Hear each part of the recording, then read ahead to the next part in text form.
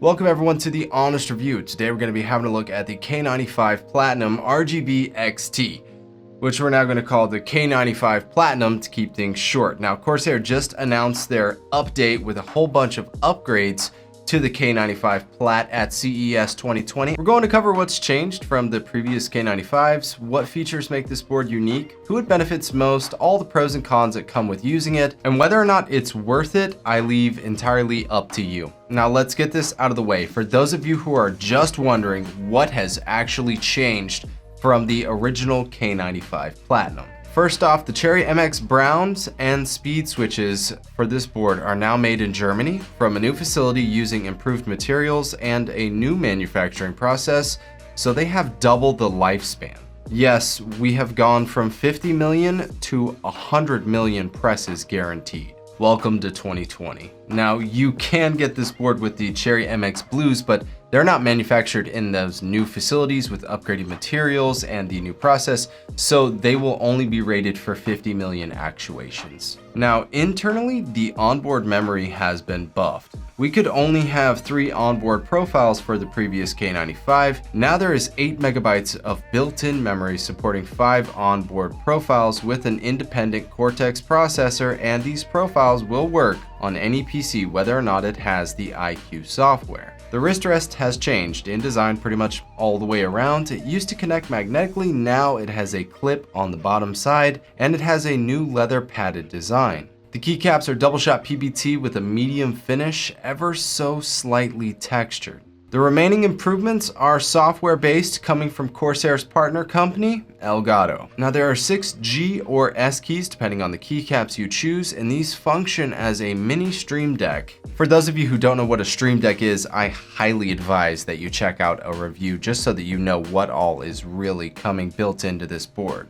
You can program macros, shortcuts, stream commands, scene control, literally anything you want can be tied to this mini Stream Deck.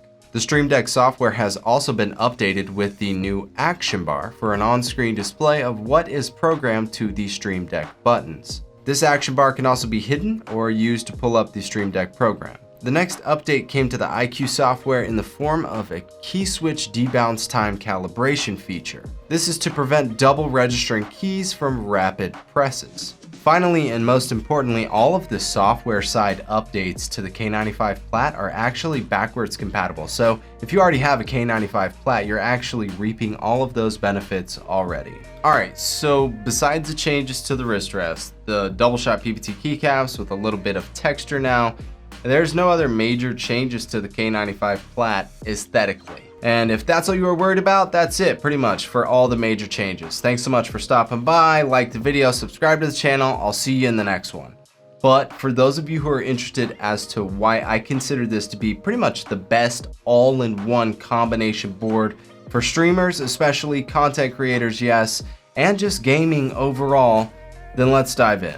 Penny pinchers beware. This is not a budget mechanical keyboard. Let's be clear, this is meant to be the top of the line from Corsair in performance, functionality, quality, and aesthetics. The new K95 Plat is coming in at $200, which is the same as its previous iteration when it dropped. Now, before we get into all of the features, how everything works, and how it's going to benefit you, I do want to talk about the build quality and aesthetics that are built into the board. The frame is aircraft grade aluminum, take that for whatever it means, anodized with a brush finish, no creaks or flecks. Solid frame. The layout is extended with 110 keys. There's a rear RGB blade light that wraps around the back end of the board with 19 zones. And we have individual lighting control over each key, complete with 5 programmable profiles. I think the lighting looks clean without going overboard. Only branding on the K95 Plat is on the top of the board, and it is RGB backlit. The same larger font has been used on all the keycaps. It looks good. My personal choice is a smaller font size on the caps, but to each their own. We also have some replacement keys for our FOB, MOBA, and S keys. These keycap sets have a rubberish textured finish with slight angled tilts. I like the tilt on the Stream Deck keys, but for the movement and MOBA keys, I find the angles to be counterproductive. Then there is a replacement escape keycap with the Corsair sales logo and a keycap puller. We have two legs in the back for height adjustment to add a little bit of tilt, and some cable routing that is built in recessed to the bottom side of the board. The cable for the K95 Plat is just over 7 feet, and yes, we have two plugins here, one for the USB pass-through and one for the keyboard itself. The USB pass-through is on the back side of the board, and it will require two USB 3.0 ports or better to make sure that it's getting enough power for any devices coming through the pass-through and the keyboard itself. We do have dedicated multimedia keys as well as a volume roller, mute key, and Windows lock key.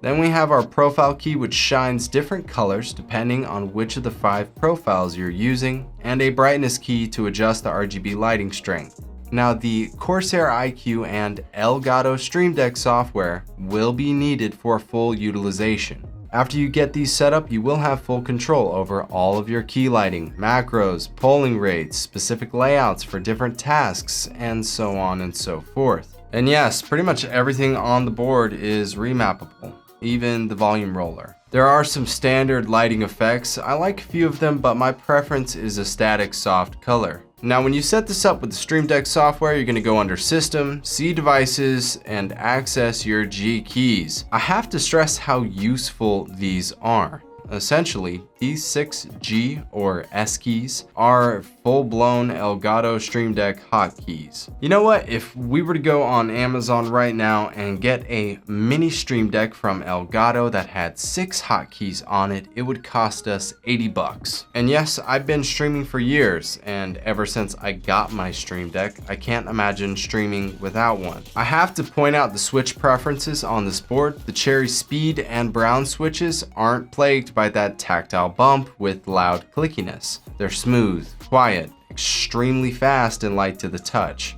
If you've never used speed or brown switches, you're in for a treat. They do offer the Cherry MX Blues, not my personal favorite because everyone in my streams can constantly hear the clicky keys being pressed, but I know a lot of people really love the tactile feedback from the Blues, and real quick, we'll run a sound test for you guys.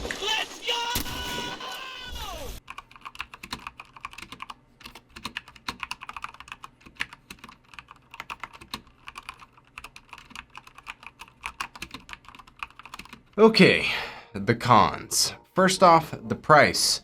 This board is $200, and that is a hefty price tag for a keyboard. The wrist rest to me feels like it should have more padding and be slightly taller. I know that's personal preference and that's just me saying it, but it is just a bit too shallow for my use. The spacebar. When I saw it, immediately my reaction was, why? It has a diamond plate texture that makes me think of like a Build Ford Tough commercial. I feel like it's just out of place. It doesn't really accent or blend well with the rest of the board. All right, now let's talk about some of the pros. Now, first off, I gotta stress the new switches from Cherry MX, rated for 100 million presses on the speeds and the browns. That's huge. I love the little things like the cable routing underneath, the USB pass-through, the volume wheel, media keys. To me, all these little additions always add up. Alright guys, I'm pretty much just gonna say this for what it is. The built-in Stream Deck software integration in this board easily pushes it into being the top extended keyboard for streamers and content creators. And realistically, it's hard for other companies to compete because Elgato's actually partnered with Corsair, and Corsair has this software on lock. So other companies will never be able to bring forth putting in a full-size mini Stream Deck right there on your keyboard. So it's going to be tough for other companies to compete, in my opinion, and that's why this board really takes the cake. But that is it for the Corsair K95 Plat RGB XT. I think this thing is absolutely amazing. You guys let me know what you think about this keyboard in the comment section below. As far as a price to performance and all of the features that are built into it, do you think that this keyboard is worth the price tag? I am always curious to hear your opinion. And before I forget, Real quick, we have a giveaway running on a FI Fine K678. We're going to be running this giveaway on our Twitch channel. It'll be going to a random viewer live in the chat. Make sure you follow us. That'll be in the description below. Turn on notifications so you don't miss that stream. And one of you guys could win a nice microphone. But that's it for me, guys. If you enjoyed the video or if it has helped you, please don't forget to like the vid, subscribe to the channel, share the content. It is greatly appreciated. Notification squad, you guys freaking rock. I look forward to seeing you all in the next one. Peace.